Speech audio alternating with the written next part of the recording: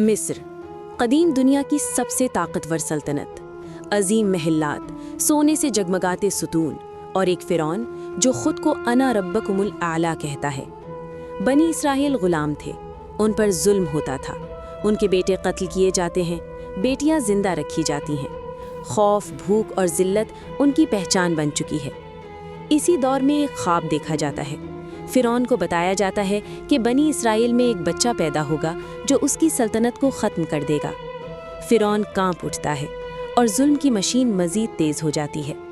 اسی خوف کے سائے میں ایک ماں اپنے نوزائیدہ بچے کو سینے سے لگائے بیٹھی ہے۔ اللہ اس کے دل میں وحی ڈالتا ہے، اسے دریا میں ڈال دو، ڈرو مت۔ یہ فیصلہ آسان نہیں تھا، لیکن ایمان نے ماں کو مضبوط بنایا۔ بچہ دریا میں بہتا ہے اور تقدیر اسے فرعون کے محل تک لے آتی ہے۔ فرعون کی بیوی آسیہ اس بچے کو دیکھتی ہے، دل پگھل جاتا ہے، اور یہ بچہ فرعون کے گھر میں پرورش پاتا ہے۔ وہی بچہ جو ایک دن اس کے سامنے اللہ کا پیغام لے کر کھڑا ہوگا۔ وقت گزرتا ہے۔ ایک دن ایک قبطی اور ایک اسرائیلی میں جھگڑا ہوتا ہے۔ موسیٰ علیہ السلام مداخلت کرتے ہیں اور قبطی مر جاتا ہے۔ یہ جان بوجھ کر نہیں تھا، لیکن خطرہ واضح ہو چکا تھا۔ موسیٰ علیہ السلام مصر چھوڑ دیتے ہیں۔ مدین کا سفر، تنہائی، غلامی سے نبوت کی تیاری، کوہ طور۔ موسیٰ علیہ السلام کو نبوت عطا ہوتی ہے، ذمہ داری ملتی ہے۔ فرعون کے پاس جاؤ، وہ سرکش ہو چکا ہے۔ موسیٰ اور ہارون علیہ السلام فرعون کے دربار میں داخل ہوتے ہیں، بغیر خوف، بغیر جھجک۔ پیغام سادہ ہے، بنی اسرائیل کو آزاد کرو، اللہ ایک ہے۔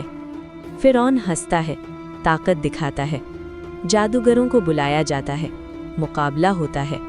عصا سانپ بن جاتا ہے، جادوگروں کا جادو نگل لیتا ہے۔ جادوگر سجدے میں گر جاتے ہیں۔ ہم موسیٰ کے رب پر ایمان لاتے ہیں۔ فرعون کا غرور ٹوٹنے کے بجائے مزید بڑھ جاتا ہے۔ عذاب آتے ہیں، سیلاب، ٹڈیاں، جوئیں، مینڈک، خون۔ لیکن فرعون ہر بار وعدہ توڑ دیتا ہے۔ آخر وہ لمحہ آتا ہے، رات، بنی اسرائیل کا خروج، پیچھے فرعون کا لشکر، آگے نیل کا سمندر۔ خوف پھیل جاتا ہے، ہم پکڑے گئے۔ لیکن موسیٰ علیہ السلام کا جواب، ہرگز نہیں، میرا رب میرے ساتھ ہے۔